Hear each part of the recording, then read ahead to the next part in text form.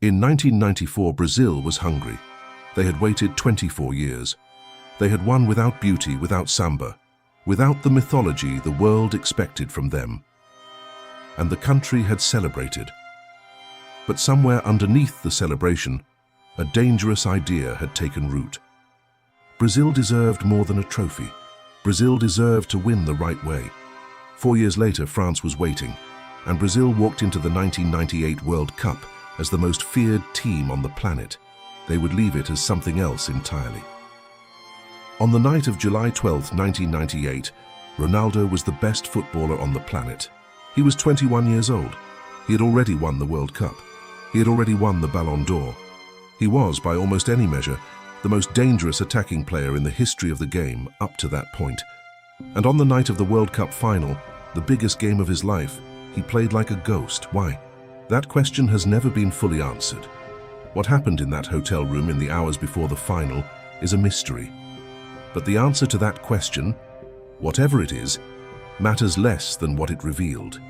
It revealed that Brazil had built everything around one man, and that one man on one night simply wasn't there.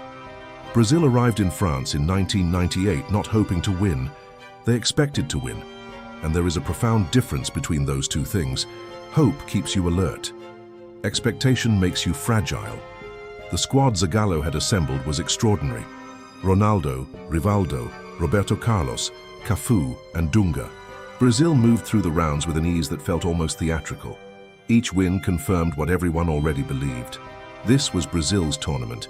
The only question was the margin of victory in the final. The French had other ideas. But France didn't break Brazil.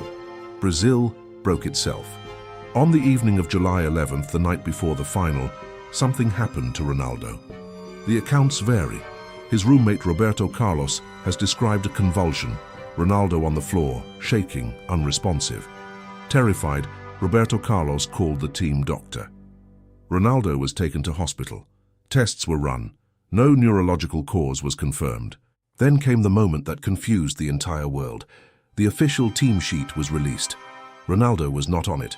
An hour later, a new team sheet arrived. Ronaldo was back. Nobody explained why. What is known is this: whatever happened to Ronaldo that night left a mark. Not just on him, on the entire team. A squad that had been built on certainty walked into the Stade de France carrying something they had never prepared for: fear. The match began. And it was immediately clear that something was wrong. Not just with Ronaldo, with Brazil. The passing was slow. The pressing was absent. The urgency that had defined their campaign had evaporated overnight. Zidane headed the first goal from a corner in the 27th minute, then headed the second 12 minutes later. Brazil conceded 2 headed goals from corners in the biggest match of the decade. It was not just defeat, it was humiliation. Petit added a third in injury time, 3 goals, 0 in reply. Brazil had been dismantled without a fight. The questions started immediately. Why was Ronaldo on the pitch? Was it medical? Was it commercial? Nike had been accused of having influence over squad selection. A Brazilian parliamentary inquiry was launched. Brazil needed someone to blame. And when you cannot find the guilty party, you begin to blame the idea itself. 1998 did something to Brazil that no defeat before it had managed to do. It made the country doubt its own identity. It created a debt, a specific personal debt that could only be settled on a pitch. 4 years later, they would go to Japan and South Korea to collect.